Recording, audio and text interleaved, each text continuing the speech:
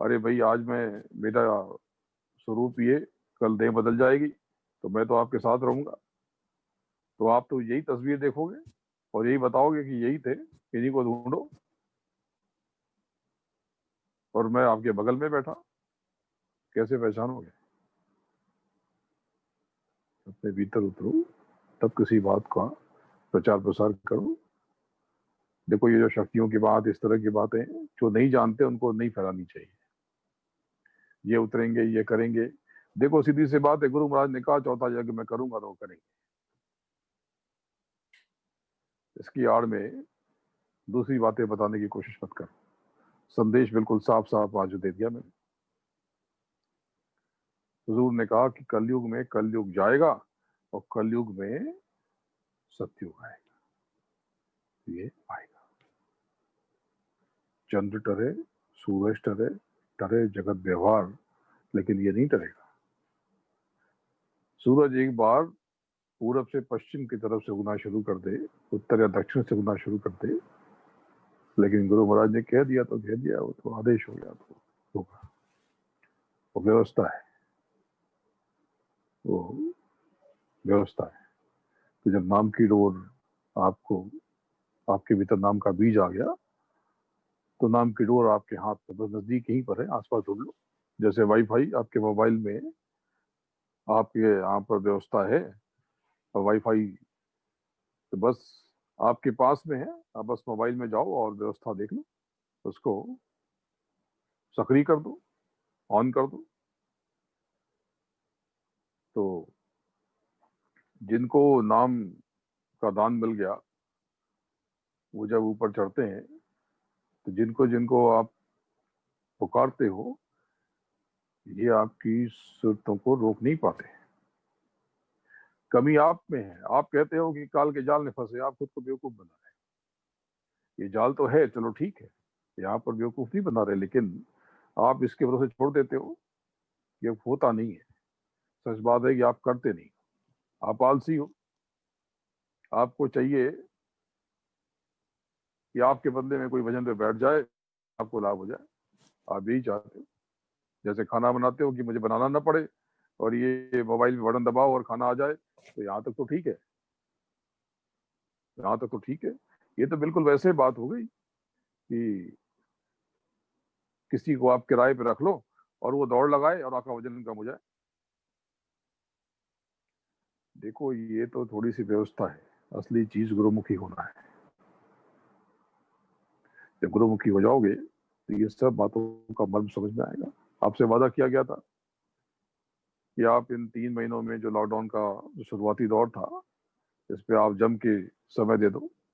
कुछ लोगों ने दिया, लेकिन वो भी लय बनी न रह पाई, वो टूट गई, वो टूट गई। लेकिन कुछ लोगों ने बहुत कुछ पाया भी है, और वो चुप है और मस्त है। देखो, चौथा यज्ञ तो गुरु महाराज ही करेंगे।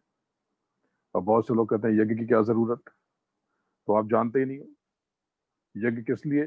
सतयुग के आगमन के लिए। कब? कलयुग में सतयुग। तो सतयुग में क्या होता है? सतयुग योगी सब विज्ञानी, चौवर सुख आनंद।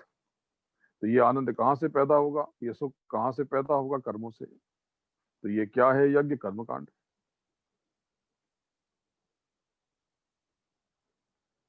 मालिक ने कुछ भी निरर्थक नहीं किया,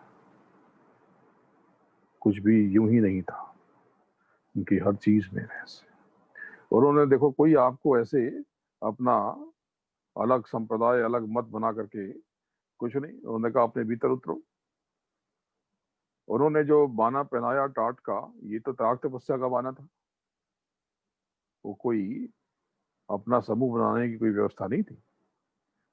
राजनीतिक उपक्रम जो था बीच में, वो आपको कर्मों से बचाने का, क्योंकि मतदान यानी मत बुद्धि का दान।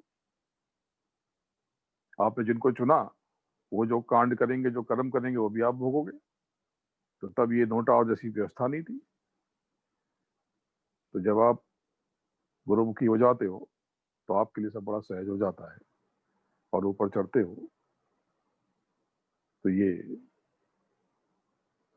जो धनी है, जिनको आप पहला नाम लेते हो और कहते हो काल पुरुष, समय पुरुष, ईश्वर, ये भी आपकी मदद करते हैं, जिनको आप काल कहते हो, जिनका देश है, ये भी आपकी मदद करते हैं।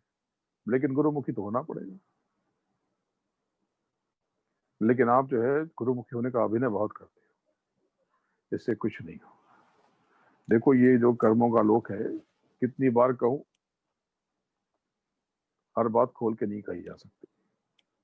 अपने कर्मों पे नियंत्रण रखो। कर्म 3 प्रकार से होते हैं।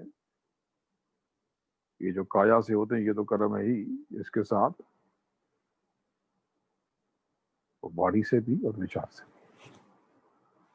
सबसे ज्यादा कदम उल्टे कर्म आप वाणी से और विचार से करते हो। ये दिन भर जो सास बहू की चीजें क्या मैं देखता नहीं हूँ? पति पत्नी ये सब देखता नहीं हूँ जो मेरे आपके, ये रोज के नाटक देखता हूँ। आप समझ गए कि मैं कहाँ किसको कह रहा हूँ? मैं सब देखता हूँ। मन इतना है, कभी आप आलसी हो जाते हो, कभी आपकी इच्छा नहीं होती, कभी आपका मूड खराब हो जाता है, कभी भय होता है, कभी रोना आता है, कभी हंसना। अरे जब उस प्रभु के प्रेम में डूब जाते, गुरुमुखी हो जाते, तो ये सब चीजों से मुक्त हो जाते हैं। ये सब चीजों से आप मुक्त हो जाते हैं। देखो इस आपको साफ साफ बताया गया कि कर्मों पर ध्यान रखो। अभी जब ये देखा पाया गया कि समय विचित्र है, सबको आर्थिक कष्ट हो रहा, सामाजिक कष्ट हो रहा, दुनिया के कष्ट, आप तो इसी के लिए रोते हो, इसी के लिए आप फरियाद करते हो। तो कहा गया कि कर्मों पर नियंत्रण रखो। और ये आप जो भोजन बनाते हो, तो हफ्ते में 1 दिन आप किसी ऐसे व्यक्ति जो मजदूरी कर रहा हो, मेहनत तो कर रहा हो लेकिन उसको कम पड़ रहा हो, उसकी भरपाई कर दो, तो आपके ऊपर दया हो जाएगी और ये जो आपके कष्ट हैं आर्थिक और दुनिया भर के, ये कम हो जाएंगे। तो इसके लिए आपको बताया गया कि शनिवार को, शनिवार क्यों कि रविवार उस दिन आराम है, छुट्टी है। लेकिन इसका मतलब ये नहीं कि केवल शनिवार के लिए कहा गया। आप जब चाहो तब कर सकते हो, जब सुविधाजनक हो तब कर सकते हो। अरे भाई, पुराने समय में पहली रोटी गाय के लिए निकालते थे ना, याद है ना? पहली रोटी गाय के लिए निकालते थे। तो बस दूसरे जीवों की देखभाल करो। बहुत से लोग पक्षियों को दाना खिलाते थे, गर्मी में पानी रखते थे। दया, ये कर्म है आपका, करुणा। तो दूसरे जीवों पर की भी देखभाल करो। आप अपनी देखभाल तो करो ही, और जो स्वयं की देखभाल नहीं कर सकते उनकी भी देखभाल करो। भाई किसको दे दें, कहीं भी अच्छी अच्छी जगह दे दो। कहीं ना तो अस्पतालों में चले जाओ, बड़े परेशान है लोग, खाने का ठिकाना नहीं। जो भी व्यवस्था कर सकते हो अपने स्तर पे, बहुत दबाव से नहीं। शनिवार तो एक सुविधा के हिसाब से कहा गया, और भी कई कारण से कहा गया। लेकिन अगर शनिवार शनिवार आपके लिए उपयुक्त नहीं है, जब चाहो तब कर सकते हो। साफ साफ महापुरुषों ने आपसे कहा कि अपने कर्म को अलग करो। अरे भाई, जितनी भी समृद्ध कौमें हैं, चाहे यहूदी हो या और भी कोई कौम हो, भारत में बहुत सारी कौमें हैं, जातियां हैं, वो अपने कर्म के कुछ हिस्से को अलग कर देती हैं। कहीं से दशौन कहते हैं, कहीं से दशांश कहते हैं, कहीं से दसवंध कहते हैं। तो कम से कम 10वां हिस्सा तो आपको अलग करना चाहिए। ये बार बार कहना,